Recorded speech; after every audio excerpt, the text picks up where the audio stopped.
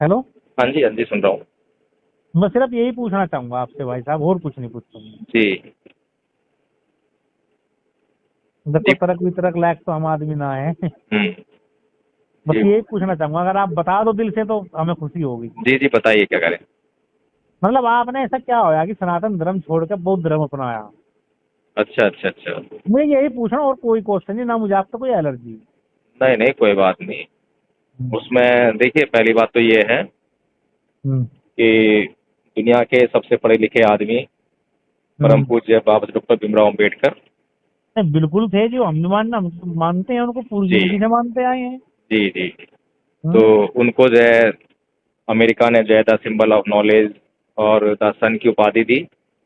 हाँ, है भी इस लायक भाई वो। जी। और भारत में उनको जो है द ग्रेटेस्ट इंडियन की उपाधि यहाँ के जो है न्यू सर्वे में आई उनको जो है।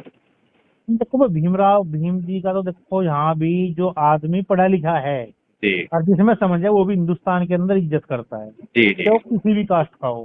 जी। तो उस क्योंकि ये दंगा जी, फसाद वाले लोग हैं, देखो ये तो आपकी जाति में भी है, मेरी में भी जी, है, हर जगह है, ये तो जी, देखो इनका तो कोई वो नहीं है। जी, जी, जी। तो मैं आपकी उस बात का जवाब दे रहा हूँ जो आपने सवाल पूछा है। हम्म। तो उस महान आदमी ने जो है हम्म। अपनी मृत्यु से मात्र 2 महीने पहले हम्म। धर्म परिवर्तन किया। हम्म। और ऐसा नहीं है कि उसने अकेले ये धर्म परिवर्तन किया हो, लाखों लोगों को साथ में लेकर जो धर्म परिवर्तन किया था। हम्म। और पूरे देश से ये अपेक्षा की थी कि इस देश का जो प्राचीनतम जो धर्म है, हम्म। जिसकी वजह से पूरी दुनिया में आज भारत को जाना जाता है, हम्म। और जिसके सिद्धांतों में कहीं पर भी कोई खोट नहीं है, बल्कि उसमें सनातनपन है। सनातनपन मतलब होता है जो बात कल भी वैसी थी, वैसा ही प्रभाव देती है, और आज भी वैसी है और वैसा ही प्रभाव देती नहीं, है। वो तो देखो बड़ा उसमें तो हिंदू में तो था, इसका जो बौद्ध धर्म का अभी संस्थापक मेरी था। बात सुनेंगे आप, जो फिर बाद में प्रश्न कर लेना दूसरा। हाँ हाँ, ठीक है, ठीक है, ठीक है। तो जो उनके जो सिद्धांत थे बुद्ध के धर्म के, हम्म। उसमें कहीं पर भी ऐसी बात नहीं थी कि उस काल में तो लागू होंगे लेकिन इस काल में लागू नहीं होंगे। जैसा कि आप हिंदू धर्म जिसकी बात कर रहे हैं, उसमें ये कहते हैं कि अवतार जो है सतयुग में जन्म लेते थे, लेकिन कलयुग चल रहा है उसमें नहीं लेंगे जन्म। वह तब तो चमत्कार होते थे, अब चमत्कार नहीं होते क्योंकि कलयुग चल रहा है।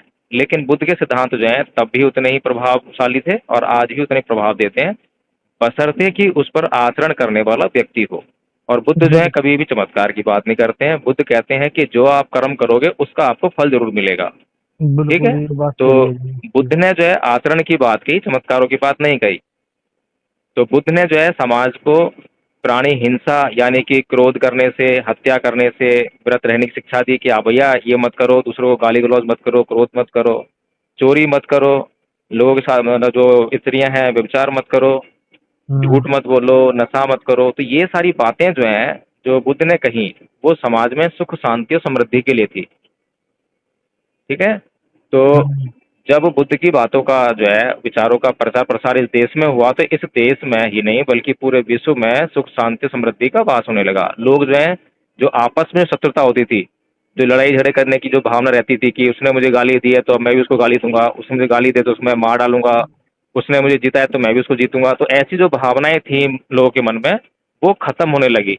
और लोग जो है मित्रता की तरफ बढ़े कि मेरे जो पड़ोसी को जो है मुझसे ऐसी कौन सी जरूरत पूरी हो सकती है जो मैं उसके काम आऊं, मैं उसके ताकि काम जो भी मेरे से आवश्यकता पूरी हो सकती है मैं उस आवश्यकता को पूरा कर दूं। तो ऐसी भावना जो है लोगों के अंदर विकसित होने लगी, जिसके कारण जो है समाज में और पूरी दुनिया में जो है सुख शांति समृद्धि का वास होने लगा। तो इसीलिए जो है इन्हीं विचारों के कारण, क्योंकि एकमात्र धर्म ऐसा था जो कि आज भी आप अगर देखें इतिहास में जो है कभी भी जो है बुद्ध के अनुयायियों ने हथियार नहीं उठाए। और जितना भी प्रचार प्रसार हुआ है, जितने भी देशों में आज बुद्ध का धर्म जो है आज फल फूल रहा है, वो बिना हथियार के, बिना कलह कलेश के ही फैला है। लेकिन इतिहास गवाह है कि दुनिया के जितने भी धर्म जिन्हें आप कहते हैं, वे हाँ। सभी जो है हथियार के बल पर ही अपना प्रचार प्रसार कर पाए हैं। और आज भी आप देख रहे हैं कि भारत के अंदर एक सांप्रदायिकता का माहौल बना हुआ है। जिस संस्कृति की हम्म। आप बात कर रहे हैं, जिस धर्म की आप बात कर रहे हैं, वे लोग जो है कितनी जोर जबरदस्ती करते हैं। वो धर्म की बात नहीं करते हैं, धर्म सिद्धांतों की बात नहीं करते हैं, व्यवहारिकता की बात नहीं करते हैं, आचरण की बात नहीं करते हैं। तो इसीलिए जो है यही बातें हैं और कुछ नहीं है ज़्यादा जो है। हम लोग चलो आपस में वकील जो है, साहब, आप किस बात का जवाब देंगे? हम पढ़े लिखे से नहीं है। चलिए एक काम कीजिए, मैं अभी सफ़र में हूँ, ज़्यादा बात नहीं कर पाऊंगा। परसों पहुँच रहा हूँ मैं एक जो है। एक ही मिनट दे दो, मुझे 2 मिनट दे दो मात्र बस आप। जी। तीसरी मीटिंग लूंगा। देखो चीन सबसे बड़ा देश है, बौद्ध धर्म है, सबसे ज्यादा कट्टरता उस देश में है आज की डेट में, ये आप बात मान लोगे? नहीं, मैं जो है नहीं कट्टरता तो जैसे सुनो, शब्दों का समर्थन नहीं करता। नहीं कट्टरता आपने, कुछ नहीं मैं होती है। समझा नहीं जी। भाई, वो दुनिया की जमीन हड़प रहा है आज की डेट में, ये बात मान लोगे आप? नहीं, आप जो है ये समझ नहीं पा रहे हैं कि चीन में जो सरकार अब है वो मैं साम्यवादी आपकी, सरकार है। आप समझ नहीं पा नहीं रहे हैं। मैं देखो किसी भी सरकार के पक्ष में नहीं हूं मैं, और आपने मेरी बातों तो ये चीजें लगी भी नहीं होगी।